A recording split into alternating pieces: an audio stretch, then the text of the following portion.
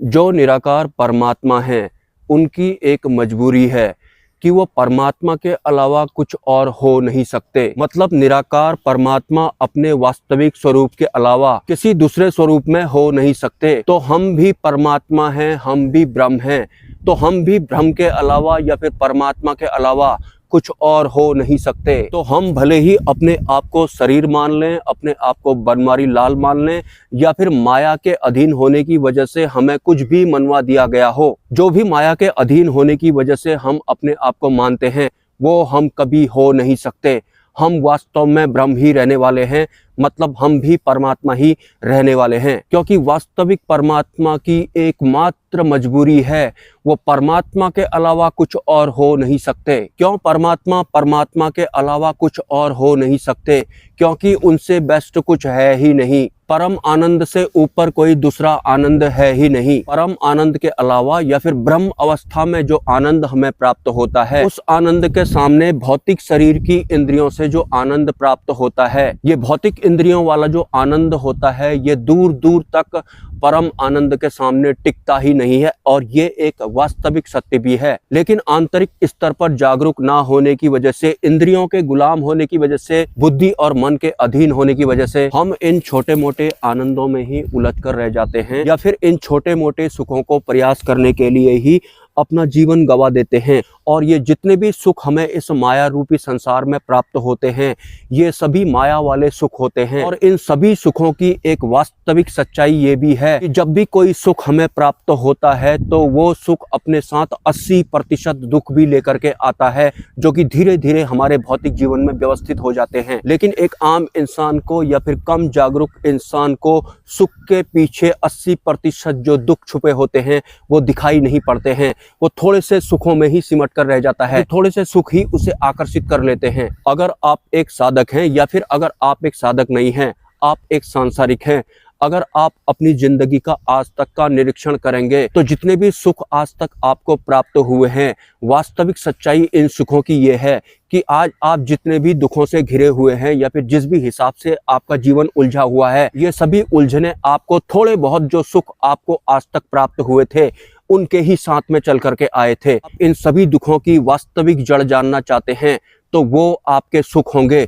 लेकिन माया वाले सुख या फिर माया वाले दुखों की मैं बात कर रहा हूँ, इस शरीर में आने के बाद या फिर माया के आवरण में आने के बाद हमें ये माया वाले सुख और दुख भी महसूस होने लगते हैं। लेकिन ब्रह्म अवस्था में हमें ये माया वाले सुख और दुख महसूस बिल्कुल भी नहीं होते हैं, क्योंकि ब्रह्म अवस्था की इंद्रियां ही अलग होती हैं। ये जो सुख और दुख हमें इस शरीर के साथ महसूस होते हैं, ये इस शरीर के ही साथ जो इंद्रियां होती हैं, उनके थ्रू हमें महसूस होते हैं। तो अगर आप भविष्य में दुखों से घिरना नहीं चाहते हैं, तो आपको इन माया वाले सुखों से परहेज करना होगा। ये जो माया वाले सुख होते हैं, ये बहुत बहुत ज़्यादा खतरनाक होते हैं, क्योंकि माया एक ठगनी होती है। वो थोड़े से सुख आपको दिखा देती है और आप उस सुख के लालच में पड़ जाते हैं, और एक दिन आप चारों तरफ से दुखों से घिर जाते हैं। क्योंकि सुखों की आड़ लेकर माया अक्सर 80% दुख भी साथ में भेजती है। वीडियो में ही आप आकलन कर लीजिए, जो भी आपकी परेशानियां चल रही हैं, इन परेशानियों की शुरुआत किसी न किसी सुख से जरूर हुई होगी। लेकिन शुरुआत में वो सुख आपको बहुत अच्छा लगा होगा, हर हाल में आप उस सुख को प्राप्त करना चाहते होंगे।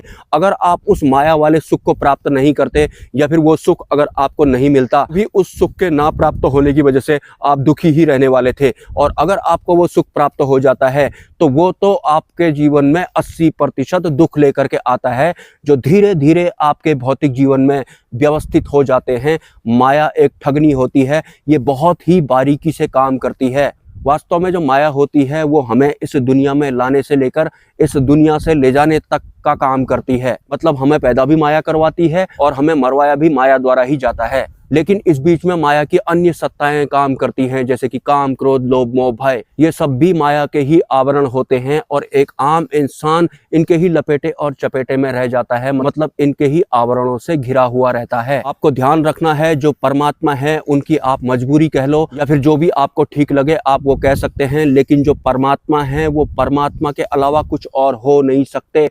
तो हम भी परमात्मा हैं, तो हम भी परमात्मा के अलावा कुछ और हो नहीं सकते। लेकिन जब तक हम इस ठगनी माया को समझ नहीं पाएंगे, तब तक हमें बहुत कुछ मनवा जरूर दिया जाएगा।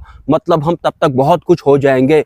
हम सिर्फ बहुत कुछ होंगे ही नहीं, हमें वो सब महसूस भी होगा। मतलब ये माया के आवरण में जितने भी तत्व होते हैं या फिर जितनी भी सत्ताएं होती हैं, वो जो भी हमें देंगी बड़ी सफाई से देंगी और हम भी मैं के रूप में उन्हें एक्सेप्ट करेंगे, भले ही वो सुख हो या फिर दुख क्यों ना हो। माया का जो सुख होता है ना तो वो अच्छा होता है और ना ही माया का जो दुख होता है वो अच्छा होता है। हमें टोटल मिला के माया के आवरण से बाहर निकलना है। इसके लिए आपको उच्च स्तरीय संतों का सानिध्य का चुनाव करना है या फिर उच्च स्तरीय जो संत होते हैं उनके प्रवचनों को सुनना है। लेकिन उनके प्रवचनों को आपको माया वाले दुखों को दूर करने के उद्देश्य से नहीं सुनना है।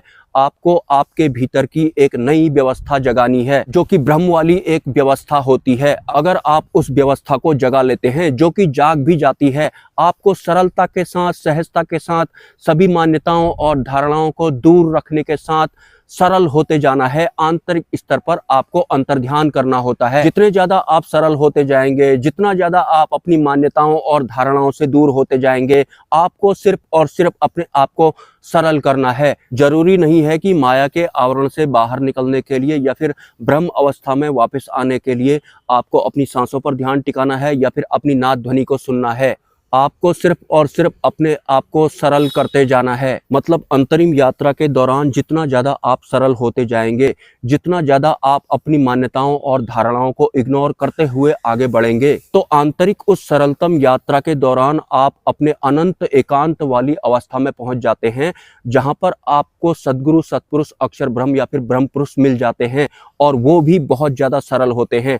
परमात्मा का प्रतिनिधित्व करने वाली जितनी भी सत्ताएं होती हैं वो बहुत बहुत ज़्यादा सरल होती हैं। तो अगर आप अपना जीवन सफल बनाना चाहते हैं, आपकी आध्यात्मिक यात्रा की शुरुआत हो चुकी है, भले ही आपके दिलो दिमाग पर या फिर आपके मन में ये पूरा माया रूपी संसार ही क्यों ना भरा हुआ हो, भले ही आप अपनी व्यक्तिगत छवि से ऊपर ही क्यों ना उठ पा रहे हों, भले ही आपका मैं और मेरा कितना ही ज़्यादा जटिल क्यों ना हो गया हो, कितनी ही ज़्यादा जटिलता के साथ आपके मैं और मेरा ने आपके अंतकरण में घर कर लिया हो, भले ही आप मंत्र जप करते हो, नाम जप करते हो या फिर सिर्फ ध्यान करते हो या फिर आप अपनी सांसों पर ध्यान टिकाते हो या फिर सिर्फ और सिर्फ आप नाद श्रवण करते हो, इन सब को करने से पहले आपको सबसे पहले सरल हो जाना है। आपको सबसे ज़्यादा प्रयास अगर किसी चीज़ में करना है, शुरुआती चरण की बात मैं कर रहा हूँ, तो सबसे पहले आपको अपने आप को सरल करते रहना है। जब आप सरल हो जाते हैं, जब आप सहज हो जाते हैं, उसके बाद जाकर ही आप ध्यान कर पाते हैं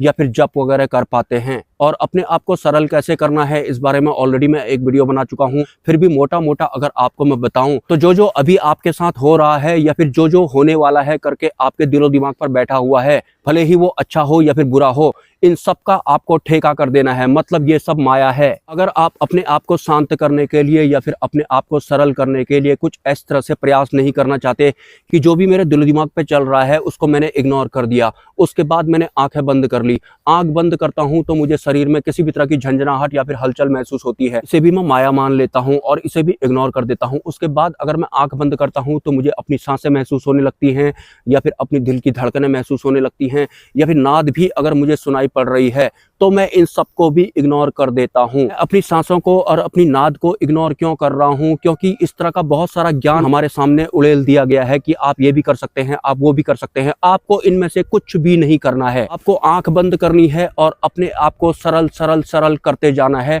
आपको अपने भीतर के अनंत एकांत तक पहुंचना है और अनंत एकांत तक आप सरलता के सफर में ही पहुंचने वाले हैं। तो आपको जो भी अटकलें बीच में आ रही हैं उन सबको आपको माया के ऊपर थोप देना है। हालांकि हमारी सांसें या फिर हमारी नाद ध्वनि माया के अंडर में नहीं होती हैं, लेकिन फिर भी आपको अपने आप को सरल करने के लिए या फिर एक नई व्यवस्था को जगाने के लिए कुछ इस तरह से आगे बढ़ना है। जरूरी नहीं है कि जितनी भी विधियां हमको आज तक दिखाई गई है, किसी के द्वारा बताई गई हैं, हम उनको ही फॉलो करें। अगर हम परमात्मा को प्राप्त करना चाहते हैं या फिर सत्य मार्ग में चलना चाहते हैं तो हम कहीं से भी शुरुआत कर सकते हैं। जरूरी नहीं है कि जो भी ज्ञान आज तक हमने ग्रहण किया है हमको उनके ही आधार पर अपनी अंतरिम यात्रा करनी है। हम जैसे चाहें वैसे अपना ये वाला जन्म या फिर अपना अगला जन्म सफल बना सकते हैं। बस आपको कोई भी विधि करने से पहले अपने आप को सरल बनाना है। सरल बनाने को ही आप साधना भी बोल सकते हैं। अपने आप को सरल बनाते जाना है, हल्का करते जाना है। ना मुझे मेरे नाम का भार चाहिए, ना ही मुझे व्यक्तिगत उपलब्धियों का भार चाहिए, ना ही मुझे दुनिया के ज्ञान का भार चाहिए, ना ही अपने दिमाग के ज्ञान का भार चाहिए, ना ही मुझे विचारों के भार में फंसना है। मुझे इन सब को ही इग्नोर कर देना है और अपनी सरलतम की आंतरिक यात्रा करनी है, जहां पर आपको सद्गुरु, सत्पुरुष और ब्रह्म पुरुष भी मिल जाते हैं। और कुछ लोगों के दिलो दिमाग पे ये बात भी चल रही होगी कि मैं तो मंत्र जप करता हूँ, या फिर मैं किसी देव सत्ता का नाम जप करता हूँ, मंत्र जप करता हूँ, साधना करता हूँ, सिद्धि के लिए प्रयत्न कर रहा हूँ, तो अब क्या मैं वो मंत्र जप करना बंद कर दूं, या फिर मैं अपनी उन धारणाओं और मान्यताओं का क्या करूं? आप मंत्र जप कर सकते हैं, नाम जप भी कर सकते हैं, लेकिन आपका संकल्प और आपकी आसक्ति अब चेंज हो जानी चाहिए। जैसे मैं हनुमान चालीसा का पाठ भी करता हूं, अगर धूप बत्ती या दिया बत्ती भी करता हूं, तो भी मेरे उस पूजा में या फिर हनुमान चालीसा के पाठ में परमात्मा शामिल होता है। अपने भीतर एक दृढ़ आसक्ति बना लेनी है। जो आज तक मैं जानता हूं, या फिर मैं खुद अपने आप को मानता हूं, या फिर ये दुनिया मानती है, या फिर जितनी भी ये धारणाएं और मान्यताएं हैं, सभी परमात्मा के आवरण के अंडर में होती हैं। परमात्मा के आवरण तक पहुंचने के लिए हमें इन सभी माया रूपी आवरणों से बाहर निकलना पड़ता है, या फिर ऊंचा उठना पड़ता है, या फिर आप इनको इग्नोर करके भी परमात्मा के आवरण पर पहुंच सकते हैं। मिलते हैं किसी नेक्स्ट वीडियो में। नमस्कार।